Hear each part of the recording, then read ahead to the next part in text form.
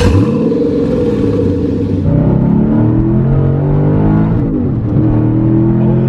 my gosh, this thing's a rocket.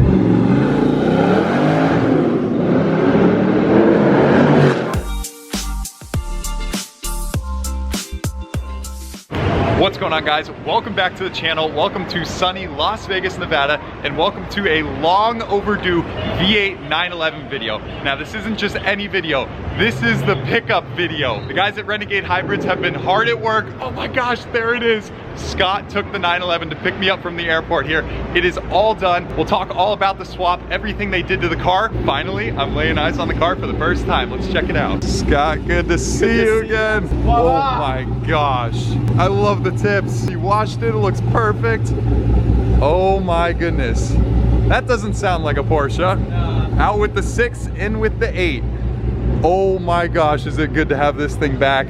And now it's 100% done. Let's get back to the shop and talk about everything that they did to this car. All right, in we go. I can't wipe the smile off my face. We are in the car. I've never been in this car moving, operational. Remember, when we bought it, it had a blown Porsche motor. And we're gonna roll down the windows for the effects. Right. Oh my gosh. Doesn't that sound, I mean, I'm sorry, that's sexy. That is awesome. We are back, sunny Vegas. This will be quite the update video for everyone. Jeez. We have so much to share in this video. Scott had this car on the dyno the other day, put down some big numbers. We'll talk about that and then talk about the whole conversion process. That's so bizarre hearing the sound in a 911. We've done it, we've heard it with the 944, but in a 911 Carrera to hear a V8.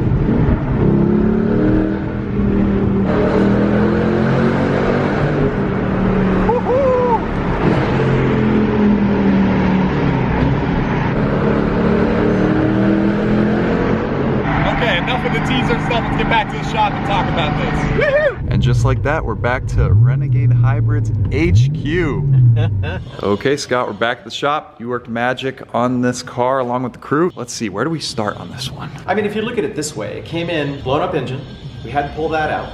You guys had the great opportunity of being able to essentially disassemble that, show all of your watchers, your listeners, what sort of carnage a Porsche engine can end up being.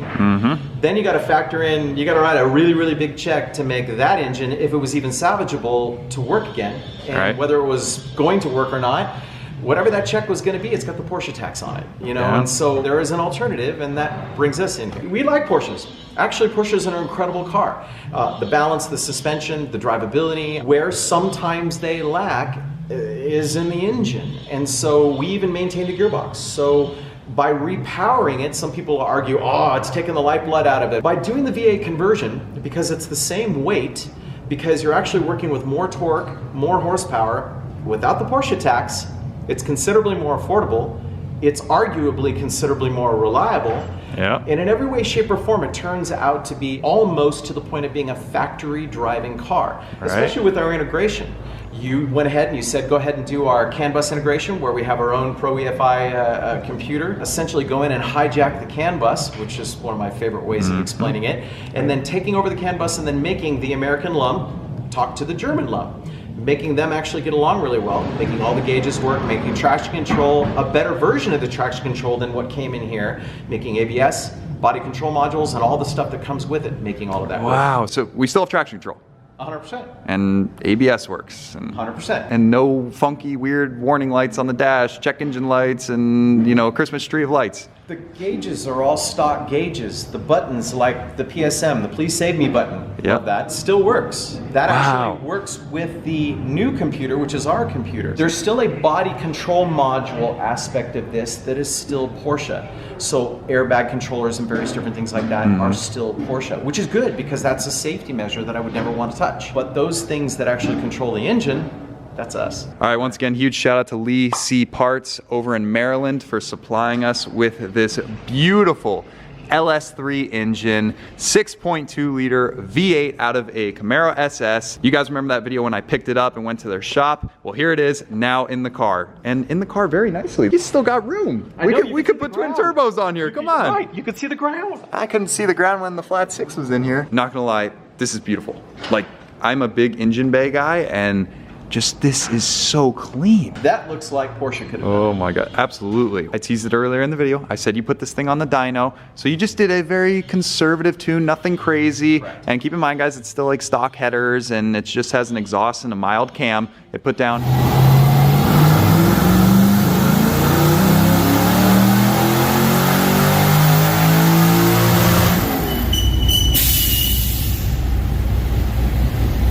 Boom, look at that, 420 horsepower to the wheels. This car's stock was like, what they rate at 385, so to the wheels, it's probably like the low threes or something. That's right.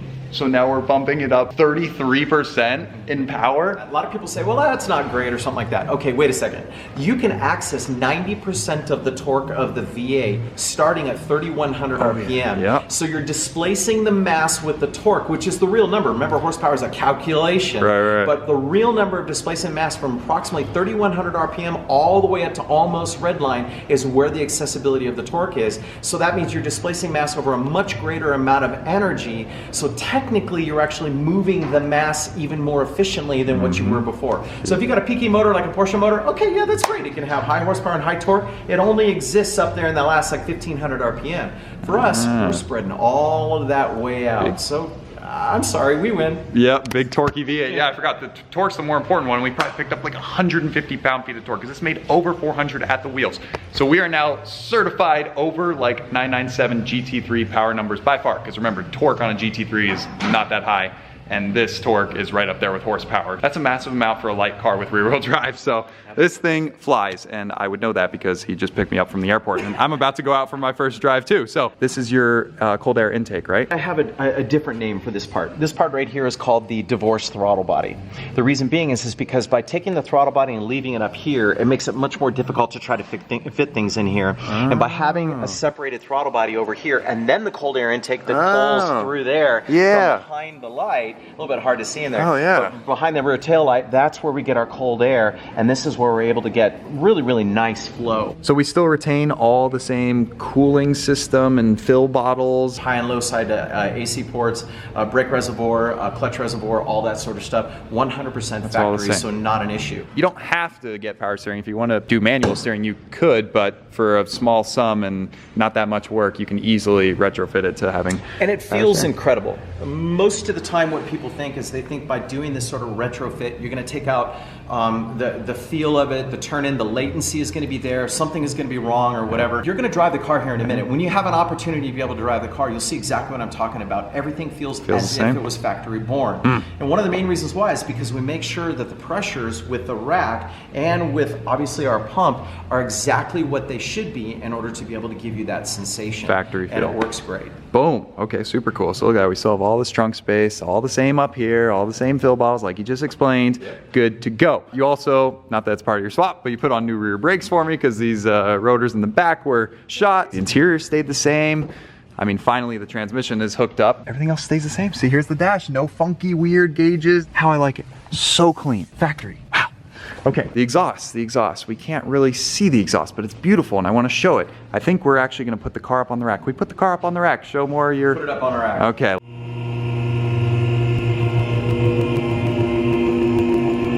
Welcome to my office. Boom, and just like that, we're up. All right, so look at this beautifulness. Let's just keep in mind that you are about to get in this car, drive it around, spend some time in Vegas, and then lickety-split back to Arizona.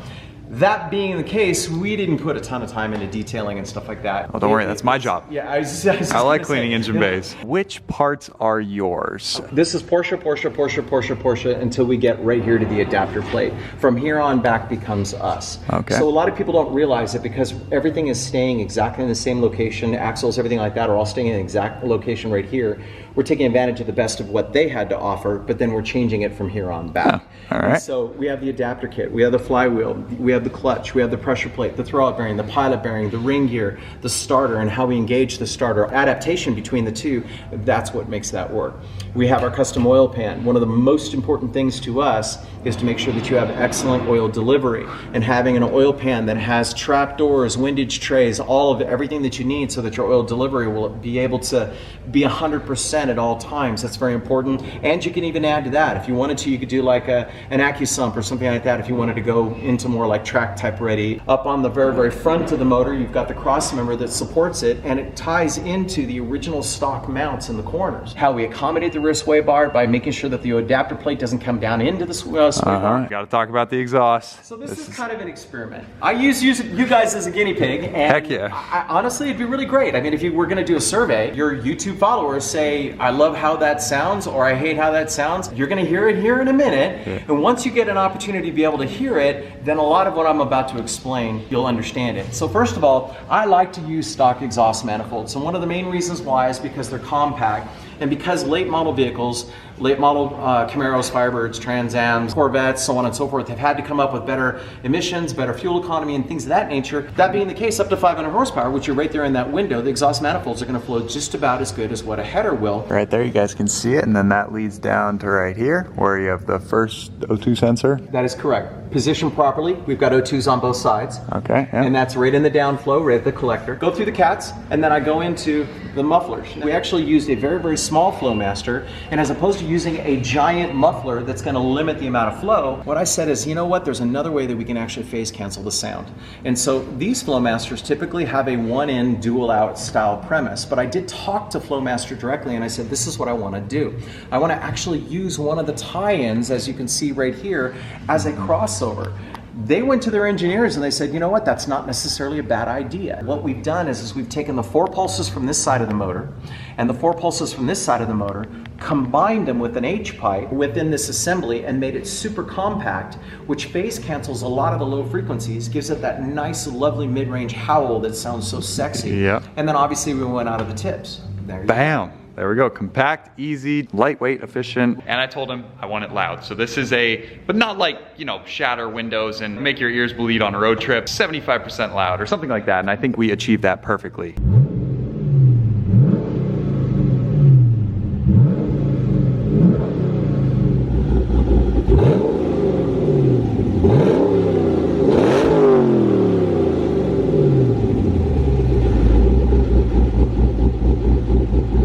This is beautiful. So if you guys want to swap your Porsche, be sure to call Scott. I'll put their info down below so you can contact them, buy parts, you know, schedule your car coming into their shop. Speaking of cars in their shop, can we see some of the other ones? Are you kidding me? A tour? I'd love to show you. All right, let's see. We got 2 914s. The cars that were here last time, obviously they're long gone. How'd that swap end up? The 944 NA. I would love for you to link in this video. Oh yeah. My video of that. That red one turned out absolutely supreme. I'll put it down below, guys. After this video, check that one out and check out their whole YouTube channel. They got a lot of great videos. These ones are close to being done. I see V8s in them. That is correct. Matter of fact, this one right here is a comeback. This is a small block V8, and most of the reason why we're getting so many 914s back is we're getting rid of the old 914, 901 based gearboxes. Oh yeah. Or sometimes the 930s or the 915s. For those people that are not much into Porsches, basically we're taking 50-year technology, getting rid of it, and we're putting in late model technology. To give you a case in point, the gearboxes we're using are coming out of Boxster S's with the late model LS engines, which there's one that's right here. Oh, wow. With the Boxster S transaxle. Now you have the best of both worlds. Gus, that's gorgeous. This is the LS7, believe it or not. Oh, shoot. 2,200 pound 914. He's LS7. He'll be at the rear wheels probably somewhere in the neighborhood around 505 to 515 horse. He's almost 600 horsepower at the crank. We are obviously doing big axles. We're doing all sorts of really cool upgrades and things of that nature. This is going to be an absolute dynamite car. But before it goes on the road all completed, they're also doing full, you know, nice paint restoration. Wide body. Beautiful work. Yeah, it's got the 916 style fenders. They pulled out a, what, 1.8 liter 4-cylinder? Was it the 2 liter? Actually, I think this was a 1.7. 1.7 liter 4-cylinder out. And put in a 7 liter. Replaced with a 7 liter V8. Yes. Okay. That's a certified monster right there. So at least you got the brakes to back it up. 996 brakes. Look at this. Yep. The original ones were probably what, like this big? Yeah. It's the full 9 yards. That's what they do here all day long. So how far backed up are you? If my viewer wants to swap his in the, you know, Porsche?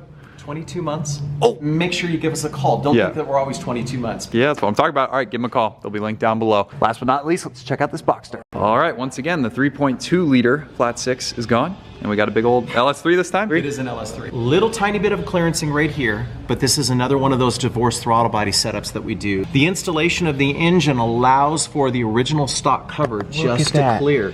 It clears perfectly. And then if you come on into the inside, right around here, this is our firewall. Now there is a little tiny bit more inclusion into the passenger compartment, but it's so little that you're losing only one click on the seats as far as being able to slide them back. This is really the only difference between like a 997 and the Boxster. Just Boxster, smaller car, therefore you just need a little bit of space. Bit of clearancing. Yeah, little clearance in here. Right. And we have full complete conversion kits to be able to support everything. Yeah, oh yeah. Forgot to mention that. If you're mechanically inclined and you can take on the swap, then they'll happily sell you the kit and then you don't have to wait in line. Oh, I found more cars. A lot of cars. 914, just because we've been talking a lot about 914. Look at this paint job. Look at this. Isn't this cool? Gorgeous. Wait, this is different.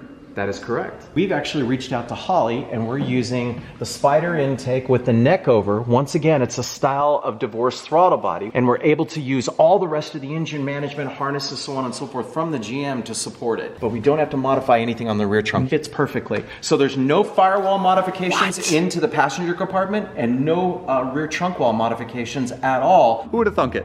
That the tiny little engine bay 914 is actually pretty roomy for a big old V8. That's sweet. 928, is that the supercharged one? It is. If you guys missed the first video meeting up with the Renegade team, then you wouldn't know what this bad boy is. This LSA supercharged V8, the first boosted car that we've shown this video so far. So if you know naturally aspirated 500 horsepower V8 wasn't enough, now you added a supercharger. Absolutely. And this happens to be a California car. It happens to be the E-Rod, so it's the LSA E-Rod version. So even the emissions gods in California are going to say, cool. This passes. Yes, it does. Wow, that's something to be said. I know how strict they are. Beautiful. Once again, like it was meant to be. It looks so factory. This customer just went over the top. You got to see the interior. It's beautiful. Oh yeah, it wasn't done when I was here last. Whoa. Wow.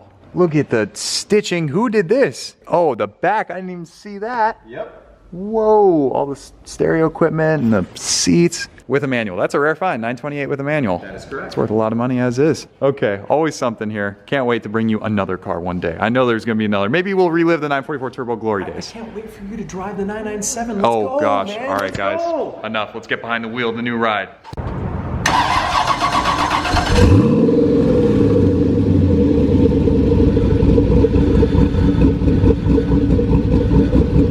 All right, guys, it is time for a first drive, at least the first drive with me behind the wheel, back in this car. Roll that seat back. Something tells me you're tall. Right down there underneath your right knee. There you go. And a 911 that actually fits someone who's like 7'40". Right? Yeah, a lot more room in this. This is great. Headroom, look at this. Love this car. Okay. All right. Especially love with the V8. This is swap number what? On a 997. 2,916. I don't know. Probably is something like that. Oh, baby. It's never gonna get old. Starting a big V8. Unreal. Cool.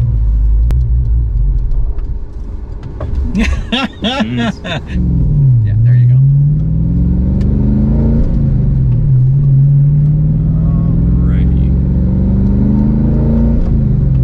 Right out the gate, I already noticed that it still has that classic 911 feel. The weight is unchanged. A lot of people think, oh, why are you going to put that big V8 lump in the back of your car? No, no, no, the weight's unchanged. Yeah, so the V8 is so light, these LS engines. That's correct. The 944 Turbo, the V8 weighs less than the Turbo 4. By 80 pounds. People don't realize that. I know, it's so great. It's crazy. It's so great. this is about the same. Okay, Yeah. you still get all the nice characteristics about the 911, just with a lot more power. Roll into it a little bit.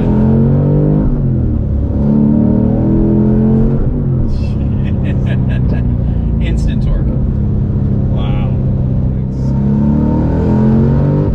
It even sounds better. Oh gosh. On those big brakes to back up the power. Wow. Oh my gosh. thing's a rocket.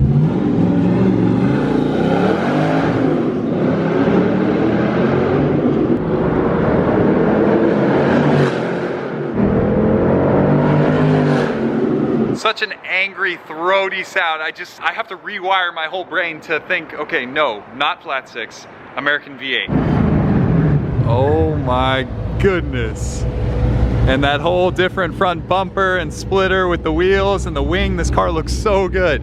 Almost looks like a GT3. Well, that made some nice noises through the tunnel. Here's the big survey. You like it? Oh yeah. Comment down below. I think it'll work for me, and it's not gonna kill my ears on the drive home because it's not ungodly loud. But at idle, you still get that mean rumble, which is what I want, because I want to show up to a car show and everybody to go, the heck is in there? And then I pop the hood and freak everybody out. And when you're cruising down the interstate and you're doing it 2,800 RPM at 75 miles an hour, you want it to be quiet. You don't want it to have that drone, that wah, wah, wah on the inside. Right. That's how it was designed. Well guys, that's a wrap for today. Be sure to subscribe so you do not miss the part 2 video where I drive this car 500 miles home for the first time. Hopefully it makes it. It should make it. But then again, nothing ever goes to plan, so we'll see. So stay tuned for that. And then I get to show the car to my brother, to Sasha. I'm picking up Sasha tomorrow, so we'll get her first reaction. And see what she thinks about the car. And then we'll get it back to the garage with all the other cars finally back home in the stable, safe and sound. Thank you, Renegade, Scott, the whole team for making this project happen. I know this was a long process for you guys. I apologize for that. It's not Renegade's fault. For starters, they have a really big backlog, like we said, so working into their schedule is difficult. But also, we had planned for the swap to take place in Arizona at a local shop. It just constantly kept getting pushed off. And he also had some unforeseen personal life things come up, so he couldn't get around to it. So we took it back up here to Vegas for the Renegade crew to finish it up, knock it out, and make sure that everything was 100%. And boys, at 100%, this thing is awesome. Can't wait to get driving it more. Thank you guys for watching. Comment down below what you think of the car. We'll see you in the next one.